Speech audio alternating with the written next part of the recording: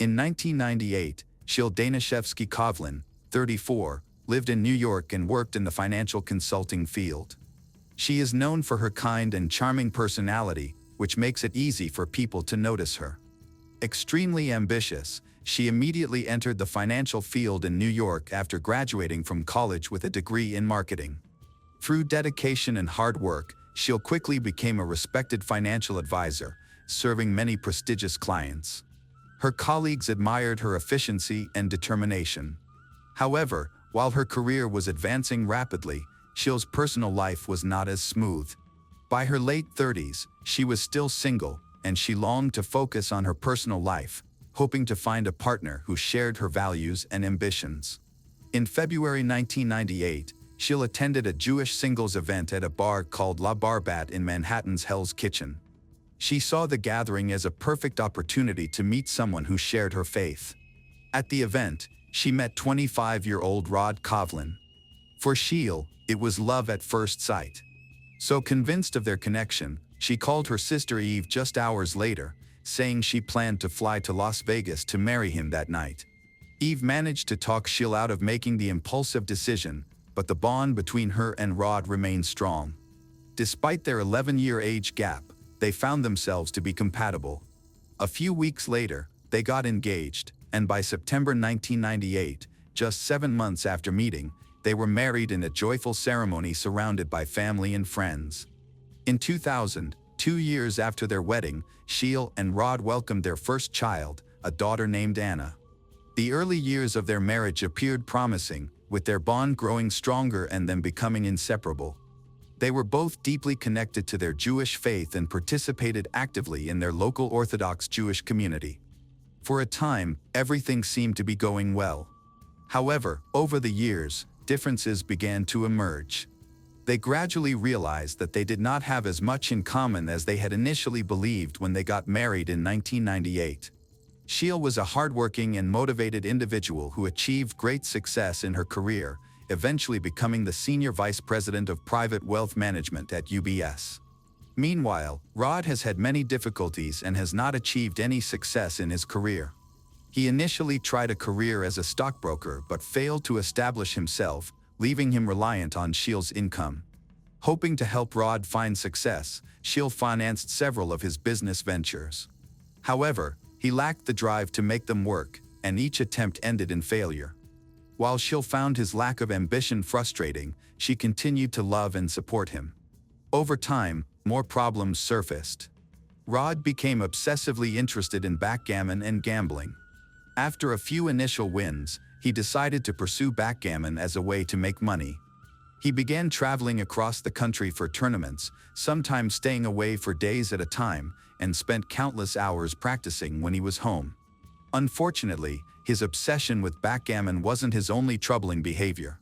Rod also began seeking attention from other women, using websites and social media to contact them. At his most obsessive, he reportedly reached out to almost 40 women on Facebook in a single day, many of whom he had met at backgammon tournaments. His preoccupation with backgammon and other women took precedence over his responsibilities as a husband and father. To make matters worse, he started displaying sudden and extreme outbursts of anger, leading Shele to suspect that he might be bipolar. Shele experienced even greater heartbreak when she became pregnant with twins but tragically lost both babies during a premature delivery. One child died in the womb, while the other passed away shortly after birth. Despite this devastating news, she and Rod still desired another child. In 2006, they turned to an egg donor, and Shele gave birth to a baby boy named Miles. Over time, Rod's behavior became increasingly toxic and manipulative. He weaponized the egg donor process against Shele, cruelly reminding her of her inability to conceive naturally and blaming her for using an egg donor. He even goes so far as to tell their son, Miles, that Shele is not his biological mother. By 2008, 10 years into their marriage, Shele and Rod's relationship had completely unraveled. Rod's behavior continued to deteriorate. He suggested the possibility of an open marriage, a concept entirely incompatible with Shele's values as an Orthodox Jew. She firmly rejected the idea, but he refused to change. He even used the alias James Early to join JDate, a Jewish dating site, openly flaunting his infidelity without any regard for his wife's feelings. By January 2009, Shele was emotionally drained and overwhelmed by Rod's toxic behavior and uncontrollable anger.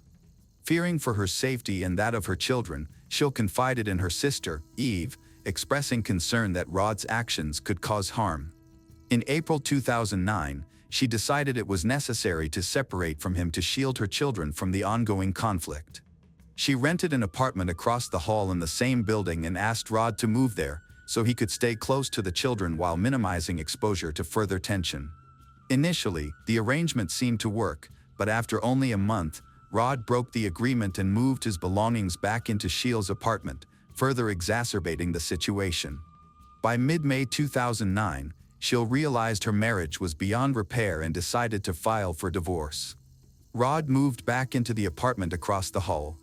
Gradually, Shele's life began stabilizing.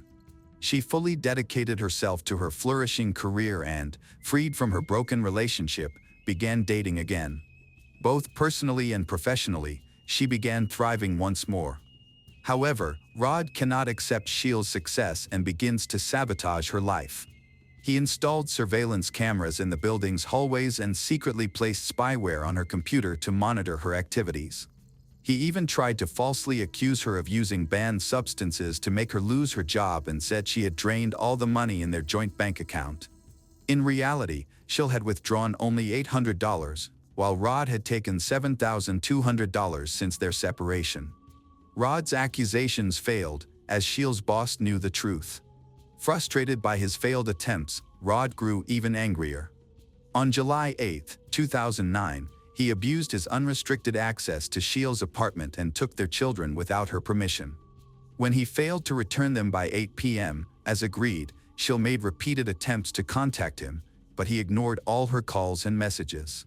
Fearing for her children's safety, Shele contacted the police. Contrary to what Rod had told Shele, he had neither taken the children sightseeing nor to a theme park. Instead, he took them to Columbia Presbyterian Hospital and falsely accused Shele of abusing them. However, doctors and agents from the Administration for Children's Services, ACS, quickly saw through his lies. The children were returned to Shele around 5:30 a.m. the following morning. Despite being exposed, Rod continued his fabricated claims. He reported Shele to the NYPD's Special Victims Unit, but detectives, like the doctors and ACS agents, determined he was lying and dismissed the case. This strategy ultimately backfired on Rod. The family court judge overseeing their divorce case restricted his visitation rights, allowing him to see the children only under court-supervised conditions. Additionally, the court ordered him to pay Shele $425 per month in child support. When Rod claimed he couldn't afford the payments, the court prohibited him from spending money on gambling and backgammon, which further fueled his anger. Rod's anger escalated into physical violence, including choking Shele and threatening to kill her. Fearing for her life and the safety of her children, Shele obtained a court-issued protection order. At that time, he was still a beneficiary in her will. However, on December 29, 2009, she decided to completely remove him from her will and contacted her estate attorney to finalize the changes. On December 30, 2009, Shele hired a babysitter for her children and went on a date with someone she had recently connected with on JDate. After returning home, she spent time with her children, put them to bed, and logged into her JDate profile at 10:13 p.m., logging out a few minutes later. The next morning, on December 31, 2009, Shele's 9-year-old daughter, Anna, woke up at 7 a.m. and went to wake her mother. When she didn't find Shele in her bed, she checked the bathroom. Upon opening the door, she screamed. Shele was lying face down in a pool of blood. Anna immediately called her father, Rod, who arrived at the apartment shortly after. He moved Shele's body from the bathtub, called 911, and performed CPR on her unresponsive body. When police arrived at the scene, first responders informed them that Shele's body had been found in the rear bathroom of the apartment. Investigators soon arrived as well. Rod claimed that Shele must have slipped while taking an early morning shower and hit her head on the bathtub. He pointed to a cabinet above the tub with partially broken hinges as evidence of an accidental fall. Initially, investigators believed it was a tragic accident. They briefly questioned both Anna and Rod before concluding their investigation and informing Shele's family of her death. After returning to his office, Detective Rottermel reviewed the details of the crime scene. Although the initial evidence pointed to Shele's death being an accident, he suspected something was amiss. Several observations from that morning did not align with Rod's explanation of a slip-and-fall incident. For instance, the position of Shele's body and the angle of the detached cabinet door didn't match the narrative. Additionally, Shele had visible bruises and scratches on her face, lips, and right arm, which seemed unusual for someone who had simply gone to the bathroom for a shower. To investigate further, Rottermel delved into Shele's activities from the prior evening, uncovering a key detail that raised questions. The day before her death, Shele had undergone a keratin hair treatment and was instructed not to wash her hair for 72 hours. This prompted Detective Rottermel to question why Shele would take a bath when she wasn't supposed to wet her hair. Another inconsistency was Rod's claim that he had pulled Shele's body out of blood-stained water, yet his shirt appeared to be completely clean when he recounted this to the police. Despite these observations, Rottermel chose to wait for Shele's autopsy results before proceeding with a full forensic investigation of the crime scene. However, an autopsy was not performed because Shele's family objected on religious grounds. Without further evidence, Rottermel's investigation stalled, and the case was eventually closed. News of Shele's death shocked everyone close to her. However, like Detective Rottermel, many of her family members and friends have questioned the circumstances surrounding the incident. Shele's sister, Eve, shared that Shele doesn't like to soak in the bathtub and always prefers to take showers. Her friend, Stephanie Goldman, confirmed this and said that she never even took a quick shower. Even after Shele's burial, her family strongly suspected that her ex-husband, Rod, was responsible for her death. These suspicions grew stronger when Shele's estate attorney, Lance Meyer, disclosed a crucial detail. On the day of her death, she had been scheduled to meet with him to remove Rod from her will. This revelation pointed to a clear motive. Rod stood to inherit $5.2 million if Shele died while his name remained in the will. Armed with this crucial information, Shele's family urged authorities to reopen the case and resume the investigation. Detectives Rottermel and Francis Brennan, the lead investigators in the case, informed the family that the investigation could not proceed further as the case was officially closed. They explained that the only way to reopen it would be to allow an autopsy to be conducted on Shele's body.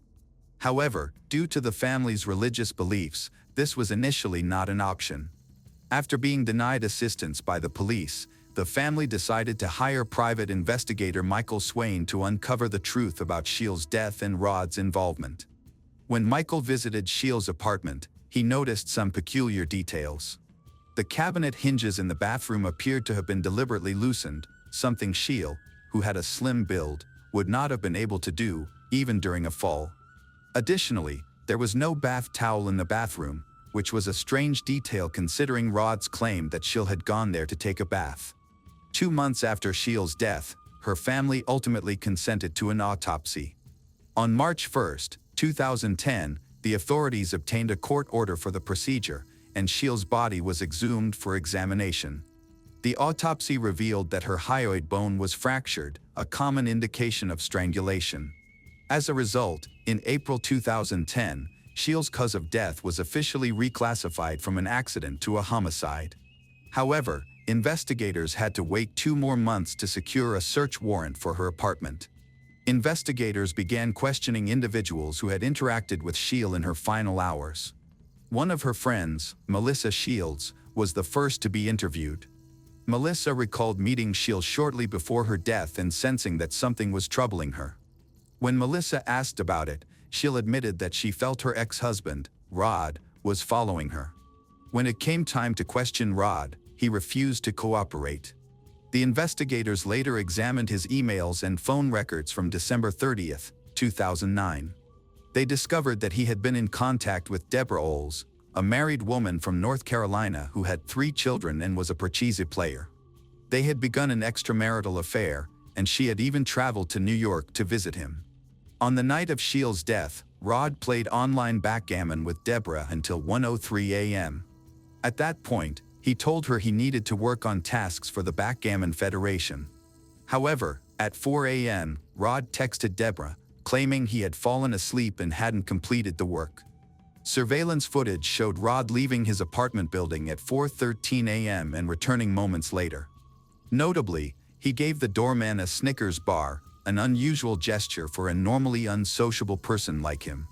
Shele's estimated time of death was between 1:25 a.m. and 4:25 a.m., coinciding with the window of time Rod was not in contact with Deborah. Investigators interviewed Deborah, but she spoke highly of Rod and provided no evidence linking him to Shele's murder. Rod was unable to access the money Shele had left him in her will due to the murder case filed against him in 2011 and the ongoing investigation. His children were eventually placed in the custody of his parents following a custody battle. Later, Rod's parents discovered he had stolen $84,000 from his children's college fund, which he had spent on trips with Deborah and backgammon tournaments. As Rod's behavior became increasingly violent, his parents evicted him and Deborah from their home. Angered by this, Rod devised a plan to kill his parents in order to regain custody of his children and access Shele's money. He came up with multiple scenarios, including using his daughter, Anna, to poison their tea, but he ultimately abandoned that idea. Instead, he planned to sneak into the house through a basement window, murder his parents, retrieve his children, and burn down the house. Some of these plans involved Deborah, but she refused to participate and urged him to abandon his schemes. While Rod was plotting ways to avenge himself on his parents, the police were actively investigating Shele's murder and searching for solid evidence against him. As the investigation progressed, Rod became aware that he was close to being arrested. In a desperate attempt to avoid suspicion, he tried to frame his own daughter, Anna, for Shele's murder.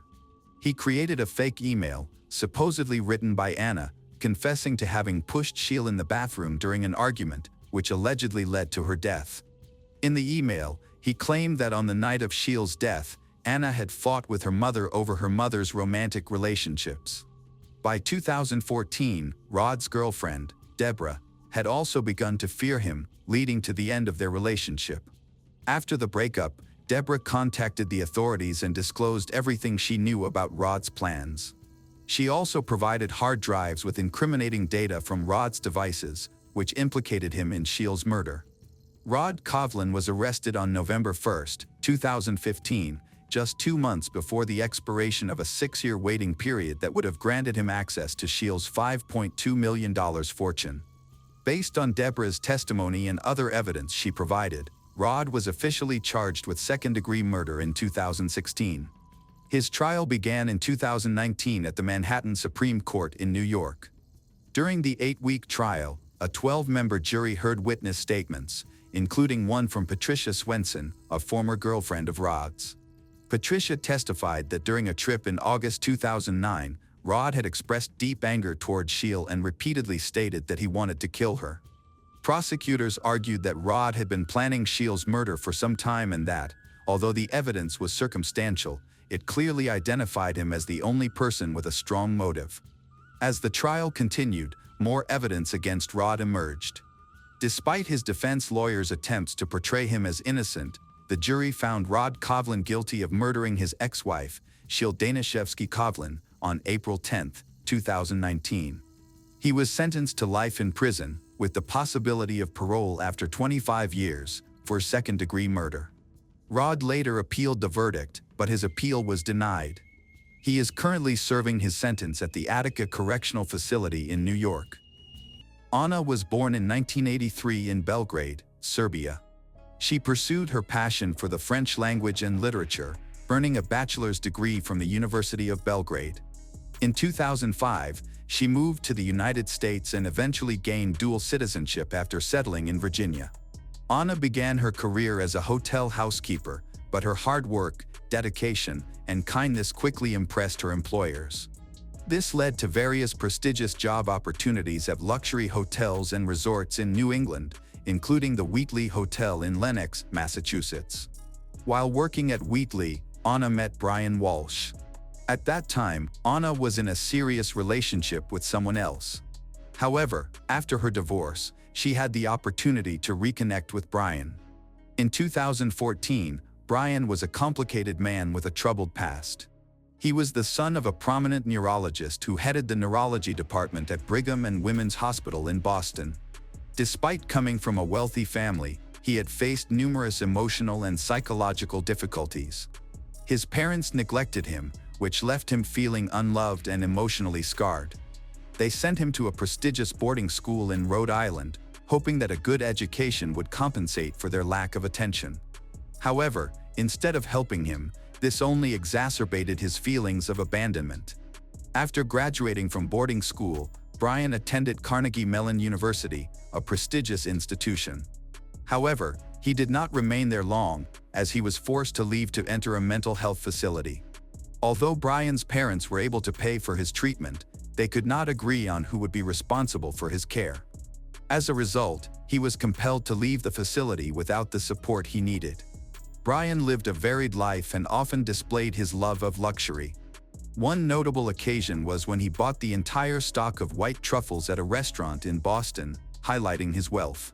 Even as a teenager, he displayed similar behavior, dressing in a suit and tie while sipping Pepsi in the lobby of the Ritz-Carlton, mingling with high-profile brokers. In 2015, Brian's life changed when he met Anna, and they became engaged. They eventually married and welcomed their first child, followed by 2 more children in the subsequent years.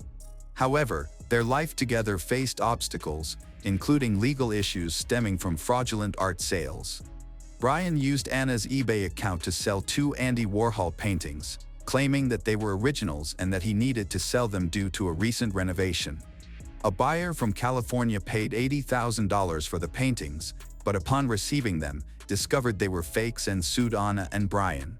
The buyer alleged that Anna exploited her connections in the hospitality industry to build trust, which enabled her husband to sell the forged artwork. It remains unclear how much Anna knew about Brian's fraudulent activities. However, she wrote a letter to the judge commending Brian for his dedication as a stay-at-home father. While trying to support him, she is also preparing for the possibility that he could face a long prison sentence. She has begun moving her and her son's belongings into a separate home in Washington, D.C., suggesting that she plans to move there permanently. Anna was an extraordinary individual, both in her professional and personal life, known for her dedication and kindness. Those around her felt her influence, and her positive impact was undeniable. One of Anna's defining characteristics is her dedication to her work. She approaches tasks with seriousness and never takes the easy way out. Her confidence and expertise shine through, enabling her to achieve outstanding results. Despite Anna's demanding career, her 3 sons remained her top priority. She was a devoted mother who always put her family first. Her relentless efforts were fueled by a strong desire to give her children the best life possible. Anna's 3 sons mean everything to her, and she cherishes every moment spent with them. Although she often has to travel for work, she makes sure to stay connected with her children. Modern technology, including texting, phone calls, and FaceTime, allows her to keep in touch with them no matter where she is. This connection gives her a sense of security and helps maintain a close relationship with her children. While Anna excelled in her career, Brian stayed home to care for their 3 sons. This situation arose from Brian's involvement in an art fraud case, which led to him being placed under house arrest. With Anna frequently away, Brian took on the important role of ensuring the boys were well cared for. He aimed to create a loving and supportive environment for them, understanding that they depended on him. He took this responsibility seriously by spending quality time with his children and providing them with all the care they needed. In addition to creating a cozy home, Brian worked hard to keep it tidy and functional. On New Year's Eve 2022, Anna and Brian welcomed a close friend into their home at 8:30 p.m. to celebrate together. Anna greeted the friend cheerfully while Brian prepared dinner in the kitchen. The 3 enjoyed the evening by taking photos and discussing future plans. The friend left at 1:30 a.m., and everything seemed normal in their household. However, on New Year's Day, the friend texted both Anna and Brian to thank them for a fun evening, but only Brian replied, and Anna did not respond, which was unusual for her. Anna had booked a flight for January 3rd from Logan International Airport to Washington, D.C. However, on January 4th, her superiors at Tishman Speyer and her husband, Brian, reported her missing. During the investigation, detectives spoke with Brian, who stated that on January 1st, 2022, Anna left home early to catch a flight due to a company emergency. He mentioned that she used a rideshare service to get to the airport, but he was asleep when she left. However, detectives could not confirm whether Anna had called an Uber or Lyft, and they also did not have any records of her boarding a flight on January 1st. Additionally, her credit and debit cards showed no activity. The detectives contacted their colleagues in Washington, D.C. to check Anna's residence there, but she was not found. Investigators and K-9 teams searched the entire Anna family home and the surrounding areas for clues. In addition to the local police, state and county officers were called in to assist with the search and rescue effort. More than 50 officers were actively involved, utilizing their expertise and resources to look for any sign of Anna. Divers also joined the investigation, searching the nearby streams for possible clues. Unfortunately, despite their extensive efforts, no signs of Anna were discovered, and there was no indication of her whereabouts. 6 days after Anna went missing, a local police detective received a ransom email demanding $127,000. The email was sent by Richard Walker from the address 9984@gmail.com at 5:18 p.m. It claimed that they had Anna Walsh and that she had messed up their agreement for the ransom. The sender threatened that if the money was not paid, Anna would not be returned. However, the ransom note did not include any instructions on how law enforcement should respond or fulfill their demands. As investigators investigated Anna's disappearance, they uncovered suspicious background information about her husband, Brian. In the early 2000s, Brian approached his parents regarding a real estate deal for an old, rundown house in Lenox. He suggested that his father fund the renovations, with an agreement to share the profits when the house was sold. However, things changed when Brian's father invested a significant amount, around $500,000, into the renovations. On the night they were set to close the deal, Brian vanished without informing his family. This left his father feeling betrayed and led to a rift between them. Furthermore, the detectives uncovered several troubling details about Brian. In 2019, after the death of his father, he attempted to sell his father's house, even though he had been disinherited in the will.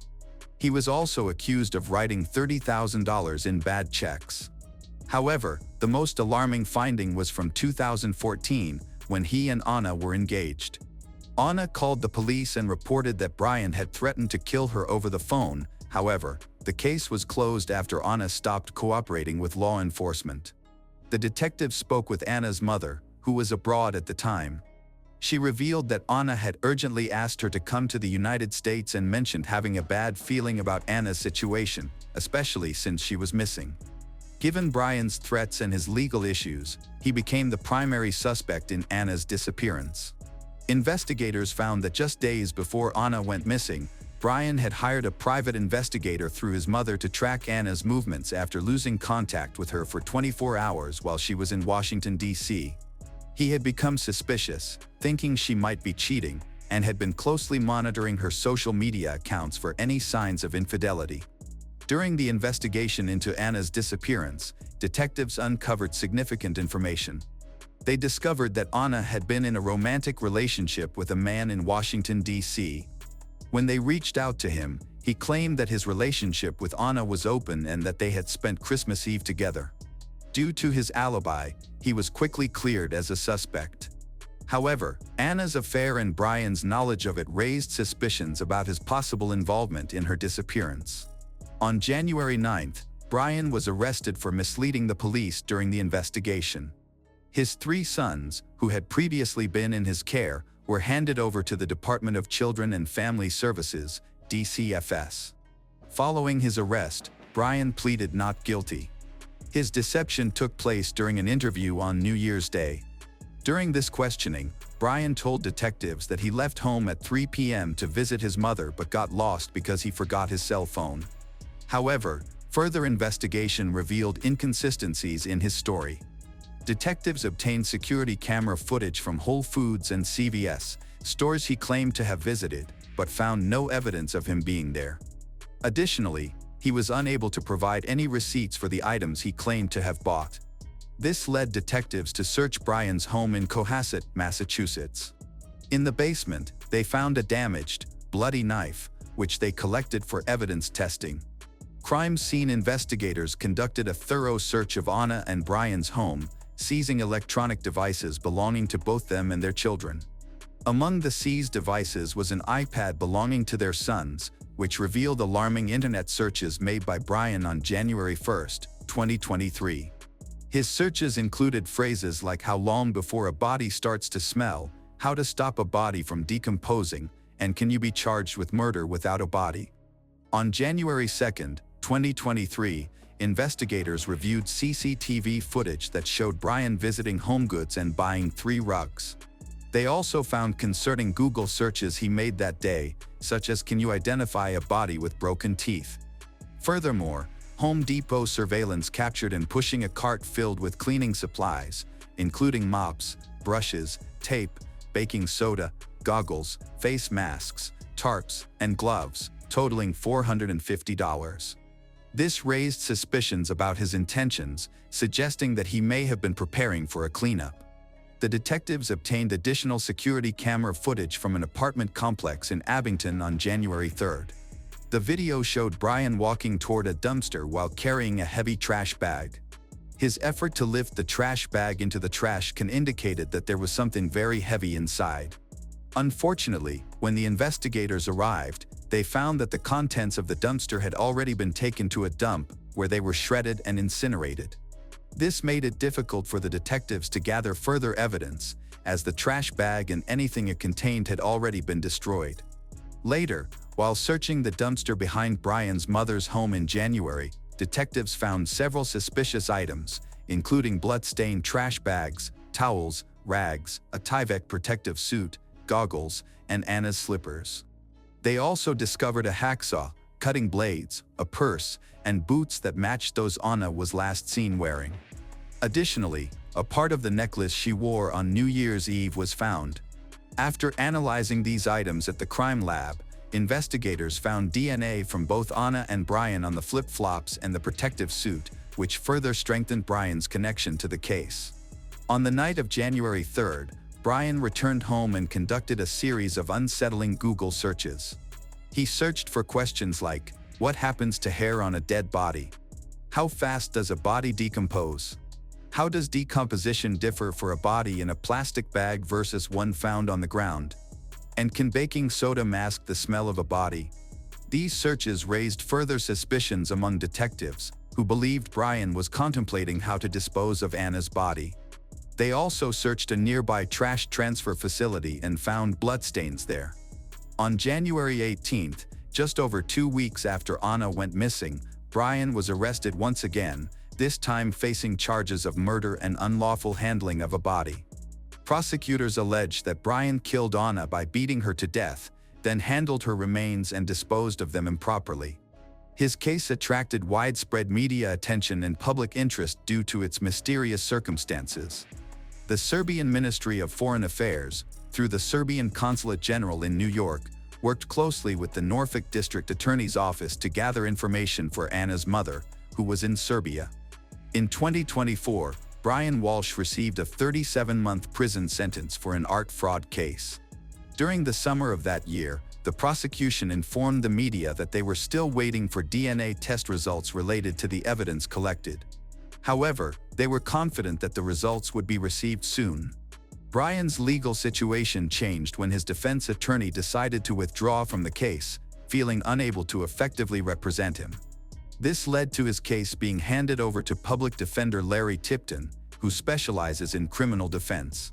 When an attorney takes over a case, they must review all relevant information and evidence to fully understand it, identify any weaknesses, and create a solid defense strategy. In Brian's case, this review was particularly difficult due to the large volume of over 1,000 pages of documents to go through. In January 2023, psychotherapist Dr. Robbie Ludwig appeared on News Nation and shared her thoughts on Anna Walsh and her marriage. Dr. Ludwig speculated that Anna might have been in an abusive relationship and could have been in danger. Her views were based on her professional insights, as she had neither met nor treated Anna or Brian. During her appearance, Dr. Ludwig suggested that there could have been complex dynamics in Anna and Brian's relationship. She proposed that Brian may have felt intimidated by Anna's financial success and insecure about his lack of financial contribution to the household. Dr. Ludwig believed that this insecurity could have worsened any existing mental health issues Brian faced, such as depression, anxiety, and anger. Dr. Ludwig's theory suggests that Brian might have felt threatened by the possibility of losing everything he valued, including his wife, Anna, their 3 sons, and their comfortable lifestyle. In the same segment on News Nation, a photo of Anna showed a wound near her eye. She had shared this selfie on Instagram prior to her disappearance, captioning it, "Mild concussion, bruised lip, and a cut vulnerability." However, there is no evidence linking Brian to the injury on Anna. Anna Walsh's friends and family are very worried about giving her a proper burial, believing she deserves a dignified funeral.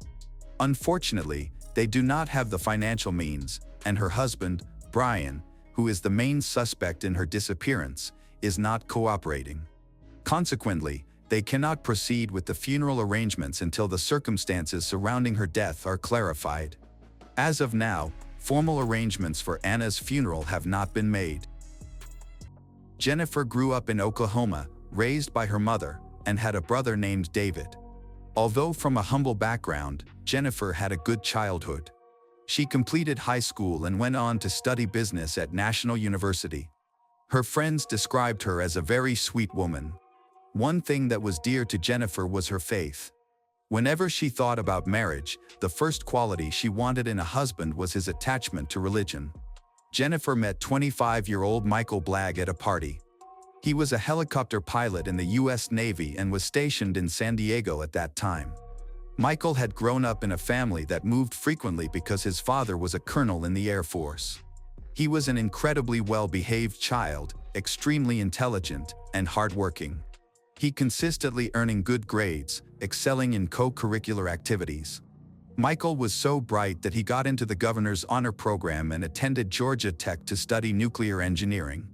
To afford college and complete his higher studies, he enlisted in the Navy.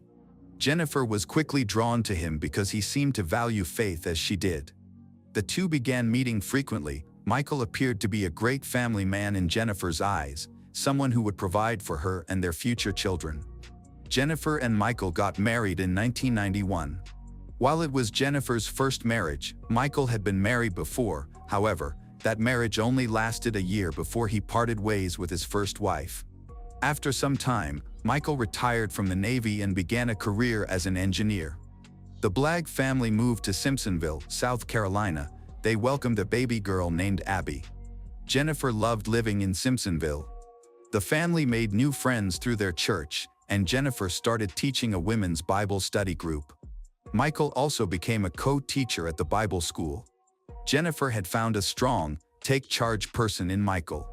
He was very caring, protective of her. However, according to Jennifer's friends, her behavior suggested otherwise. Sometimes, she becomes anxious and often panics when Michael is about to come home. Jennifer always focused on keeping the house in perfect condition so that Michael could have a comfortable environment when he returned from work. Despite all this, the Blagg family seemed happy. Things took a complete turn when Michael found a new job as operations manager at a manufacturing plant in Grand Junction, Colorado. Jennifer did not want to leave her happy routine in Simpsonville, but she felt compelled to be a dutiful wife to Michael. The family moved to Grand Junction in 2001, and Jennifer started to appear unhappy. It was evident that something was wrong in her personal life. At the time of the move, Jennifer was 34 years old, and Abby was just 6. Just a few months after moving to their new home, an incident occurred that shocked the entire community in Grand Junction. On November 13, 2001, Michael left for work early in the morning. Every day, he would leave early and return in the evening. Due to his protective nature, he would call Jennifer multiple times throughout the day to check if she and their daughter Abby were okay. However, when he called home after arriving at the office, no one picked up the phone. This was unusual since Jennifer always answered his calls. After waiting some time for her to call back, he tried again, but still, no one answered. Concerned for the safety of Jennifer and Abby, Michael left a voicemail. "Hope everything's okay." When there was still no response or news of Jennifer and Abby after several hours, Michael decided to leave the office early and check on his family. As soon as he arrived home, he called 911 and reported that both his wife and daughter were missing. He also informed the operator that there was blood all over the master bedroom of their house. Law enforcement authorities rushed to Michael's home. When police officers entered the bedroom, they found a significant amount of blood. Additionally, the jewelry box was tipped upside down, and Jennifer's purse was dumped on the floor with its contents scattered throughout the room. Initially believed to be a kidnapping case, the officers quickly changed their minds due to the volume of blood present. Kidnappings typically do not leave behind such a large amount of blood at the crime scene. Authorities recognized that there was another aspect to this story. Furthermore, the placement of the blood was peculiar. It was only on the bed, while the walls in the hallway were absolutely clean, with no drag marks in the house. While the investigation team was searching for a murderer, Michael appeared to believe that his wife and daughter had been kidnapped and were still alive. He even requested the public's help in locating his family and posted a reward of $3,000 for anyone who provided information about Jennifer and Abby.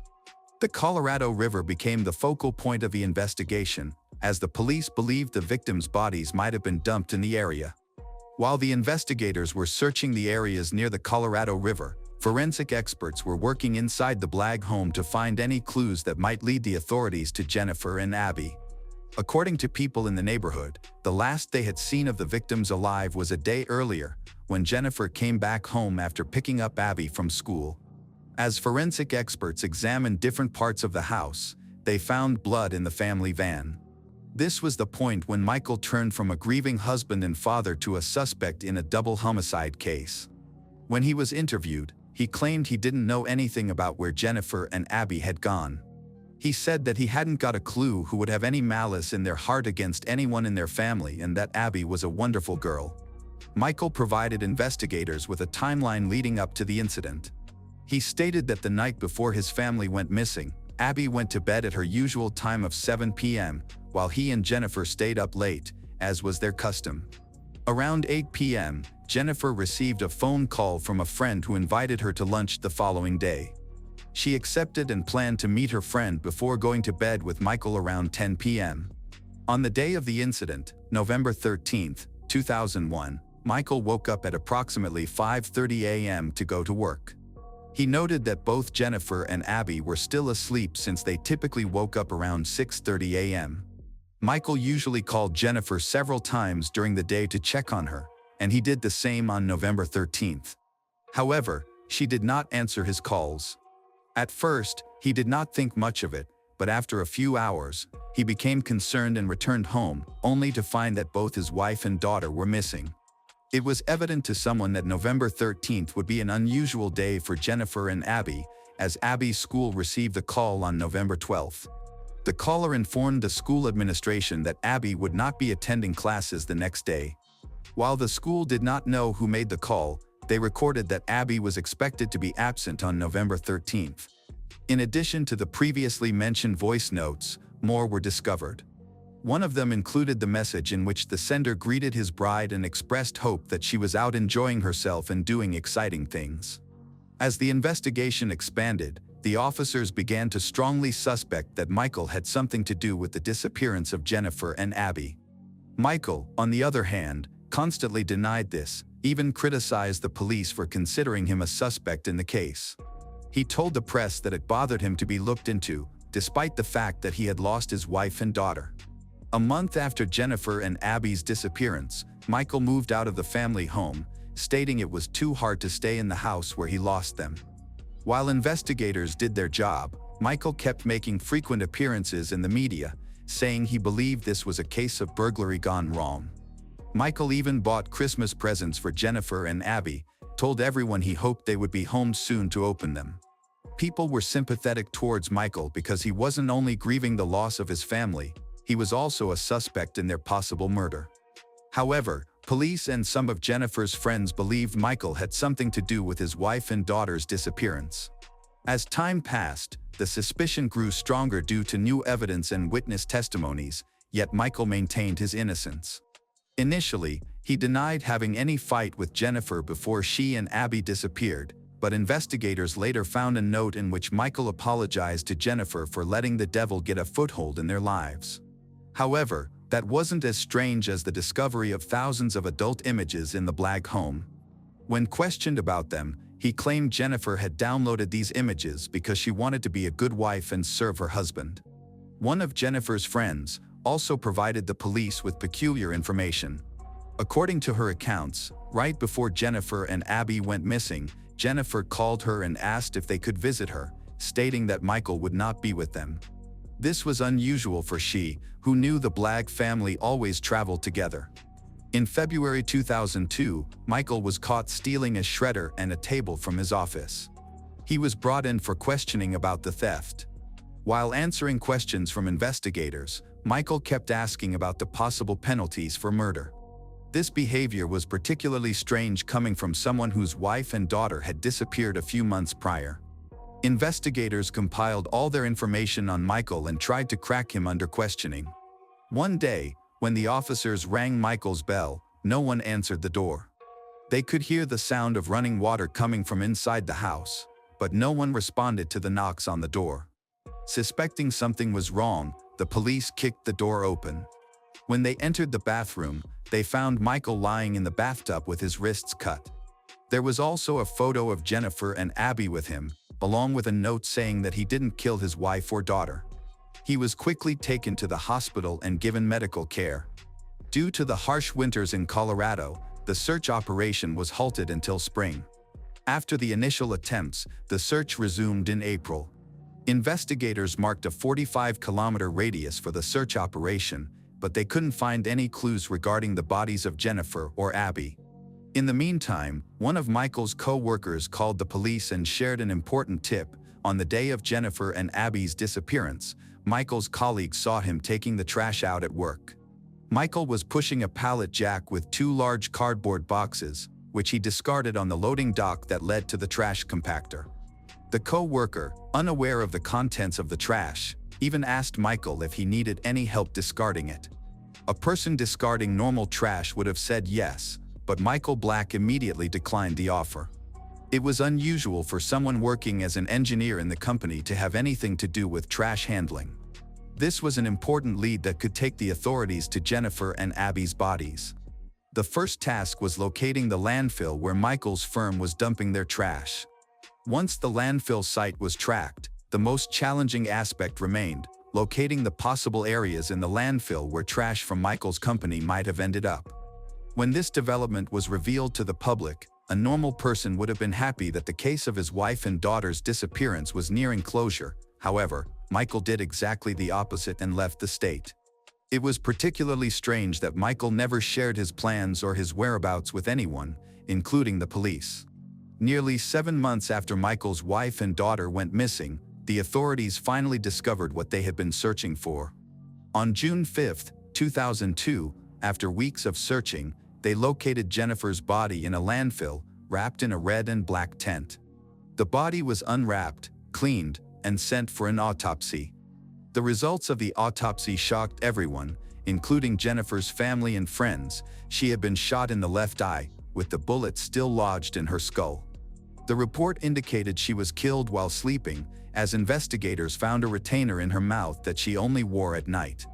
After discovering Jennifer's body, investigators suspected that Abby's body was also in the same landfill.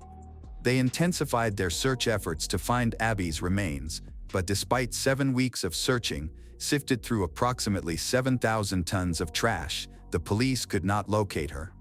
Michael Blagg was in custody. The police had a strong reason to arrest Michael, but they faced a challenge: no one knew his whereabouts. After some investigation, they discovered that Michael's mother lived in Georgia, leading them to believe he might be hiding with her. This suspicion turned out to be correct. When the police searched her house, they found Michael there. He was quickly arrested and transported back to Colorado to face charges for the murders of his wife and daughter.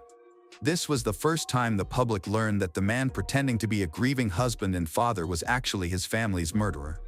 At this point, Michael's first wife also spoke out in the media, claiming he was a normal person who had never abused her during their marriage.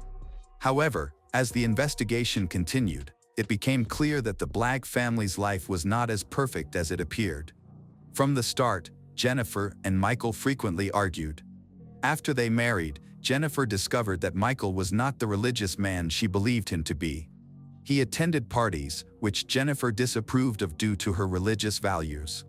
Despite her repeated requests for him to change what she considered unacceptable behavior, Jennifer ultimately told Michael he needed to choose between her and his partying lifestyle. Michael promised Jennifer that he had changed his ways, and their relationship seemed to improve. This period also saw the birth of their daughter, Abby. However, Michael's commitment to the Navy meant he was often away, which contributed to Jennifer experiencing postpartum depression after Abby's birth. When Michael left the Navy and took a job teaching Sunday school, Jennifer learned something alarming: he had begun behaving inappropriately with the children. He was sharing his conservative views on sensitive issues like abortion and intimate, which ultimately led to his dismissal. This incident exacerbated the Blagg family's financial troubles, as they were struggling to sell their previous home. When the house finally sold, they incurred a loss of over $8,000. Jennifer frequently spoke to her friends in Simpsonville about her dissatisfaction with life in Grand Junction.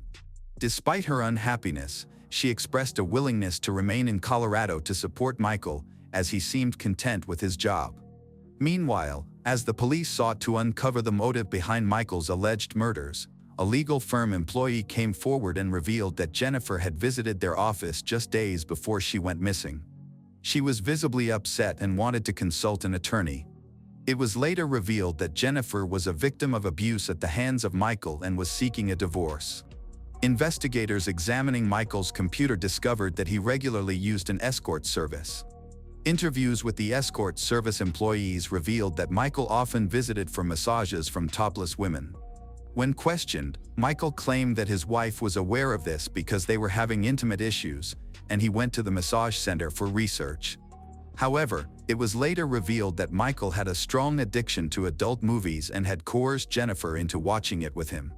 This explained why Jennifer wanted to separate from Michael. Her diary indicated she was very religious, continually praying and trying to strengthen her relationship with God. Additionally, investigators found a note in one of Jennifer's books where she described a recent argument with her husband. The evidence and testimonies against Michael clearly indicated that he was abusive and pressured Jennifer into unwanted situations. When she resisted, he decided to kill her to hide his secret life and addictions. This also shed light on the disappearance of Abby. Investigators believed she may have witnessed her father's murder of her mother, leading Michael to kill her as well. Due to insufficient evidence linking Michael to the murders of Jennifer and Abby, the prosecution opted not to pursue the death penalty. Michael was granted bail and allowed to live with his mother while he awaited trial.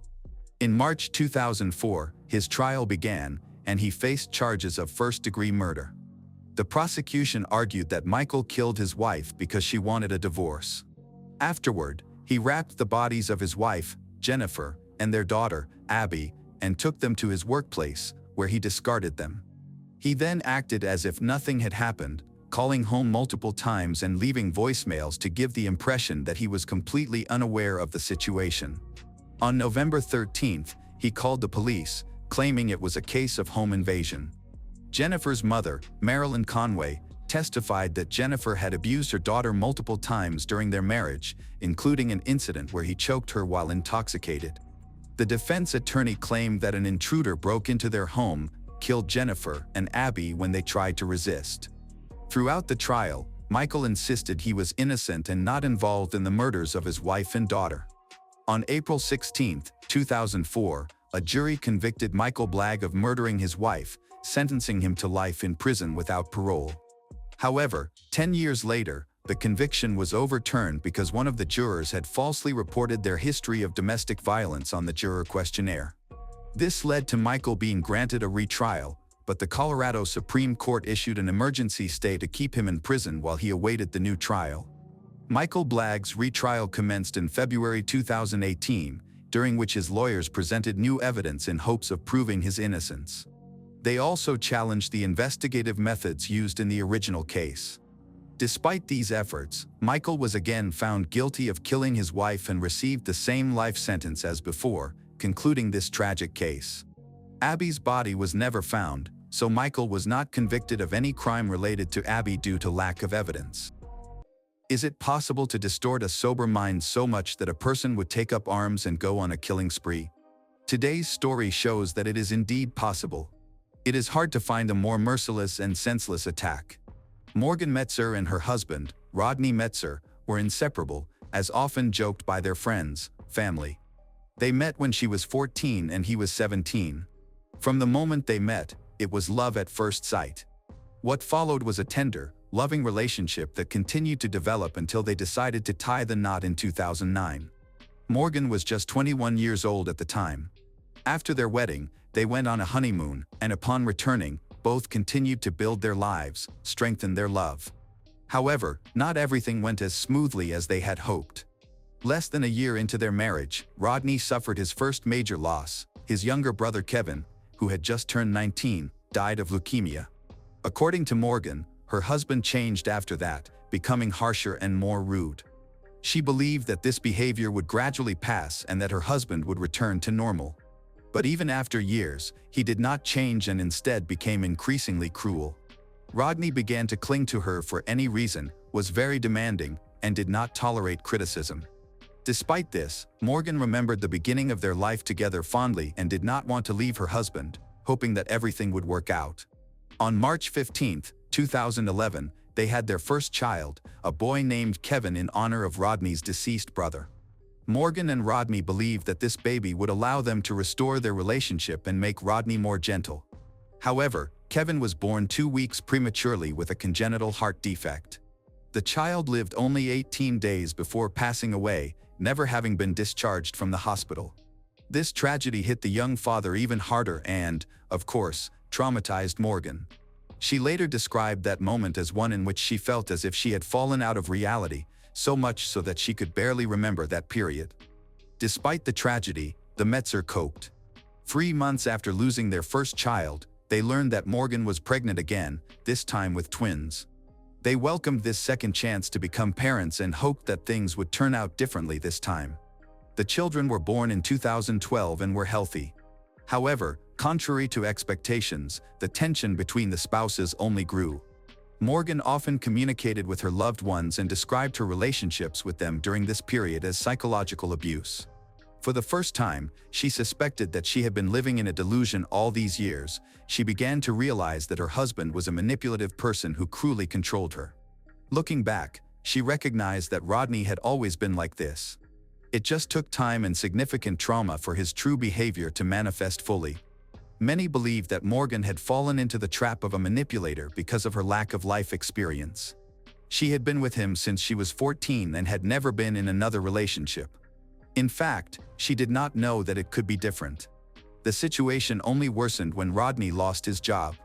Morgan was on maternity leave and caring for the twins, which meant she could not earn money.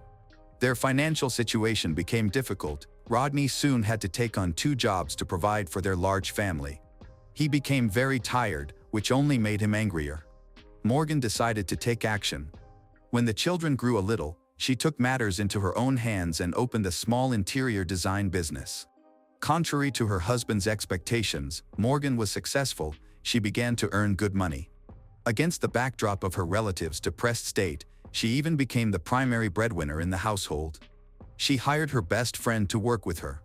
The first confirmation of Morgan's success came in 2020 when she received an award in her hometown for the best interior design. Rodney did not support her during this time. On the contrary, he felt like a failure compared to his more successful wife. He became more jealous and angry. He escalated from psychological violence to physical abuse. This happened for the first time during one of their joint weekends when they went boating together. They had an argument on the water, and when they returned home, Rodney hit his wife several times. This was a shocking moment for Morgan, as Rodney had always spoken out against physical violence and positioned himself as a fighter for women's rights. He had always presented himself as a kind and sensitive person, even refusing to watch films that depicted cruelty to women. His punch was the breaking point. Morgan now realized with horror who she had spent most of her life with. That night, she called her father and asked him to pick her up from their lake house. When her father arrived, Rodney denied hitting her. He then fully demonstrated his manipulative nature, somehow convincing all of Morgan's friends that she had given herself a couple of bruises to make him look bad. According to him, during an argument, she would hit herself, leaving marks on her own face. He claimed that any bruises on her resulted from his attempts to stop her crazy behavior for her own good. The manipulator went further. He had been communicating with his wife for a long time and even managed to convince her that she was partly to blame for what had happened. From that moment on, Rodney began to use this tactic constantly. He influenced her and set his wife up so that she gradually began to believe that the problems and quarrels in their family were her fault. He even blamed her for his career problems. At this point, the violence against Morgan only intensified. In addition to the psychological impact, she also suffered from abuse. But this could not continue forever. In 2020, Morgan decided it was time to put an end to it and filed for divorce. This decision immediately felt like a breath of fresh air. In December 2020, the marriage was officially dissolved. Morgan decided to move on, but she could not completely rid herself of her ex-husband since they had children together.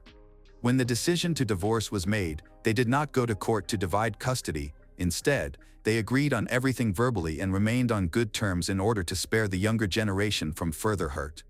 The former spouses communicated closely and even took a joint trip to Florida to visit Morgan's sister before Christmas. Morgan and Rodney insisted that although the marital relationship was over, they continued to get along well for the sake of the children. Suddenly, on New Year's Eve, Morgan was attacked. Early in the morning of January 1st, 2021, Rodney arrived at his ex-wife's house. He knocked on the door, but no one answered. So, he walked around the house, thinking she was still asleep, calling her name. Suddenly, he found her on the back porch. She was lying partially naked on the deck with her hands tied behind her back and a pillowcase over her head. She was obviously badly hurt. Rodney provided first aid and asked her what had happened. He then called 911.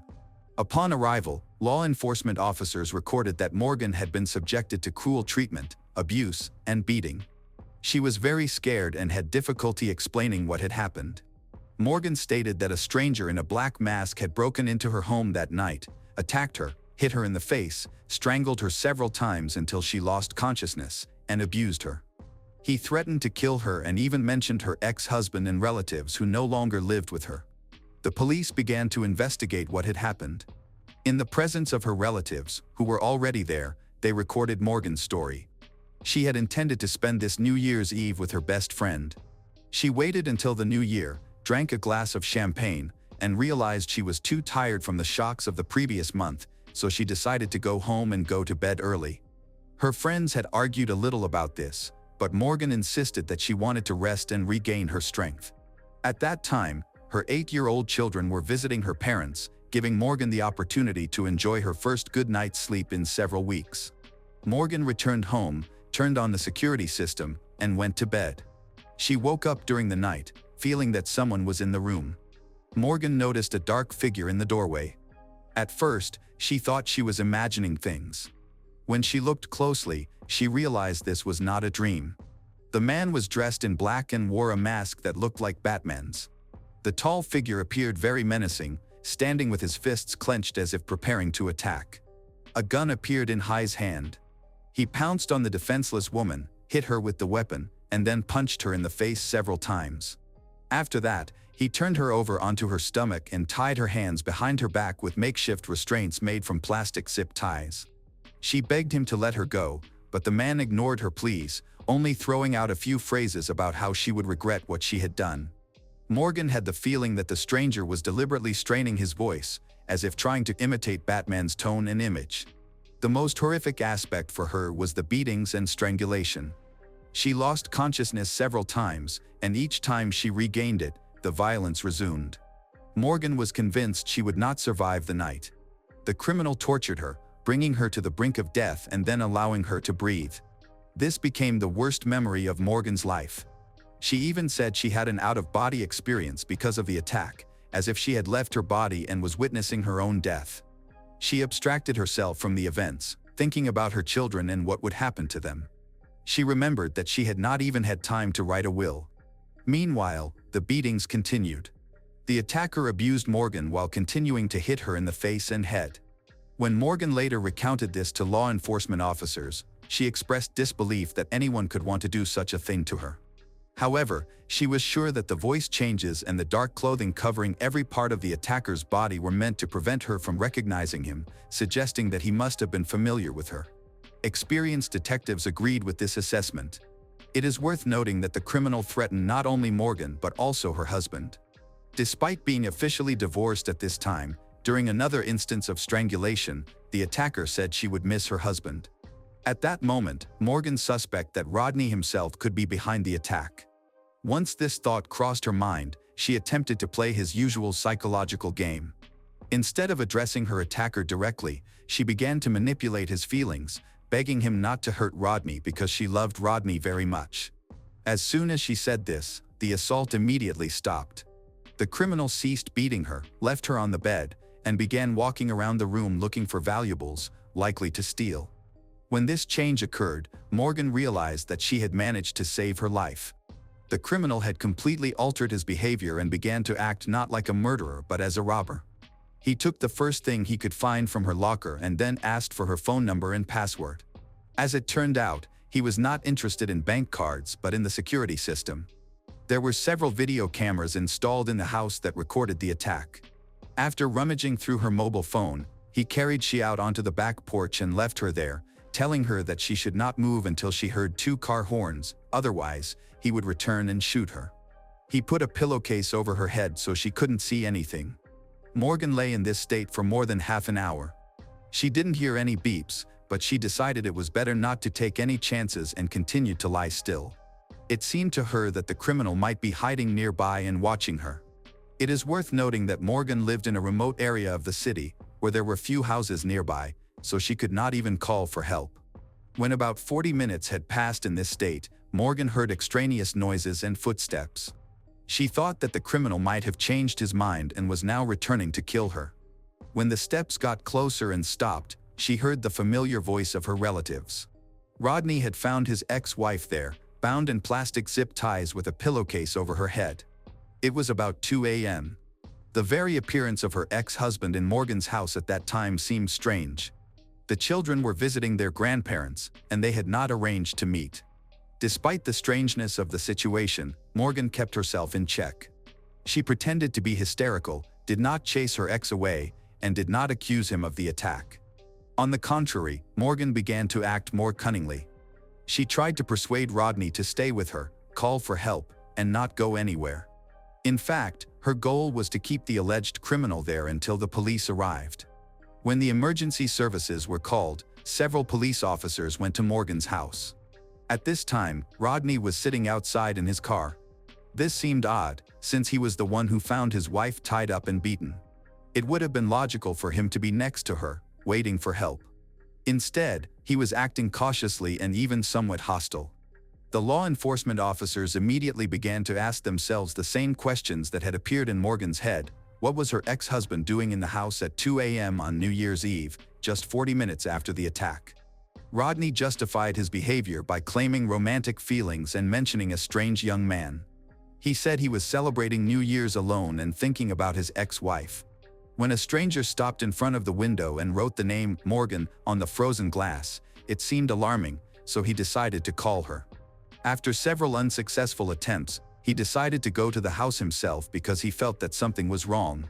Rodney lived 15 minutes away from his ex-wife, so he arrived at her house relatively quickly, and for good reason. She really needed help.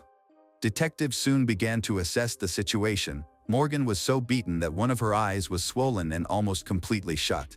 It was obvious that she had been the victim of a brutal attack by someone who was emotionally upset or angry at her, rather than by a random stranger or a burglar. Morgan's father and brother soon arrived at the scene. It was decided to speak to everyone present separately.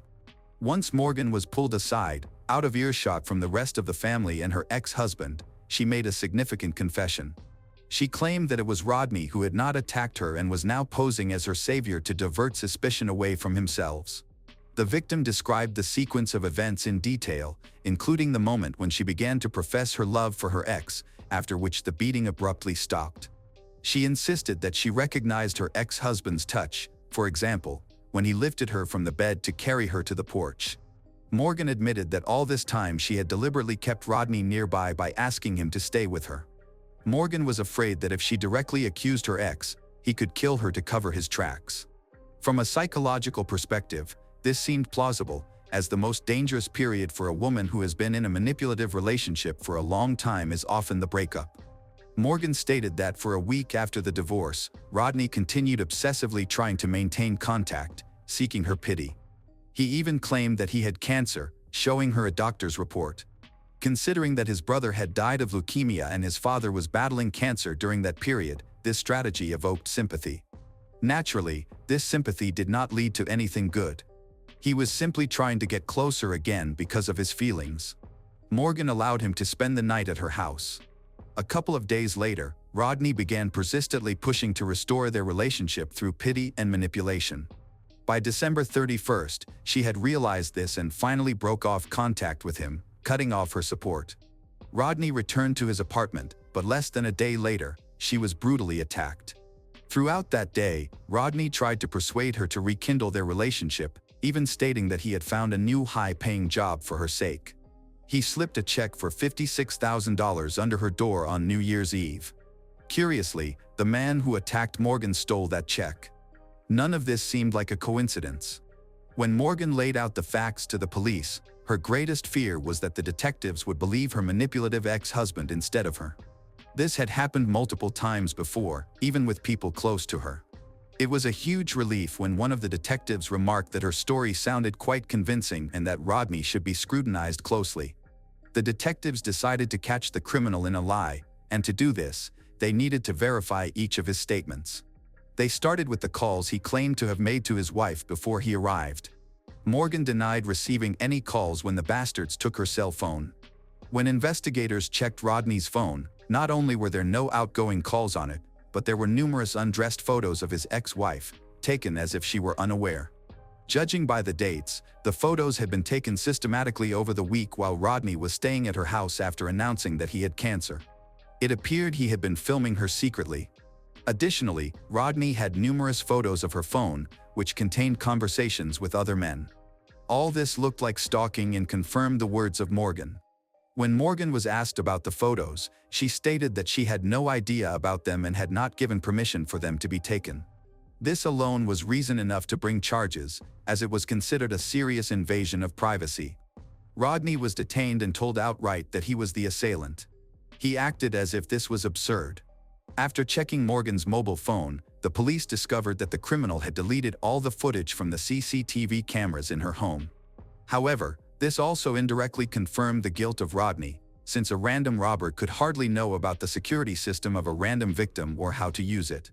If the criminal was aware of the cameras, he would likely have chosen a less protected target. It was curious that the intruder knew how to enter the house without triggering the alarm. There were special sensors on all the doors and windows of Morgan's home. They were checked, and no signs of a break-in were found. The entire system remained operational, with the exception of one single window leading to the basement. As it turned out, the intruder had entered through this window. The switch was moved so that it did not work. Presumably, Rodney moved it on purpose while living there after the divorce, as he was planning an attack. The day after the arrest, the police received a search warrant for the suspect's home. When checking for sources of information, they found even more circumstantial evidence. Rodney's browser history was full of disturbing queries, such as, how much do you have to strangle a person to make them lose consciousness but not die, and how to change your voice. He had read an entire book about various psychological techniques for influencing women, titled, 7 Ways to Be a Hero to Your Wife. The doctor's note that confirmed Rodney's cancer diagnosis turned out to be fake. He had created a fake email account specifically to send himself a report from a fictitious doctor. During interrogation, Rodney found excuses for every suspicious fact that the police uncovered. After the first interrogation, the detectives decided that they did not have enough evidence against the main suspect. Rodney was released, and the investigation continued. The big problem for him was the plastic zip ties found in the apartment. Rodney had modified and cut them in a special way to make improvised handcuffs that could be quickly put on and secured to the hands. A whole package of such items was found in his apartment, as well as several sets that had been modified in the same way as those taken from Morgan's hands. When asked about the zip ties, Rodney claimed he had never owned any, as if he had never bought them. Perhaps someone had planted them on him to frame him. Even though they were found in his apartment, the police needed to confirm that Rodney was their owner. They then began checking local hardware stores. That same day, detectives found a video recording of the main suspect buying the zip ties. After that, Rodney didn't even know what to say. The most terrifying finding was the note. A farewell letter was discovered in the relative's apartment, indicating that he had planned to kill Morgan and then himself, leaving the children orphaned.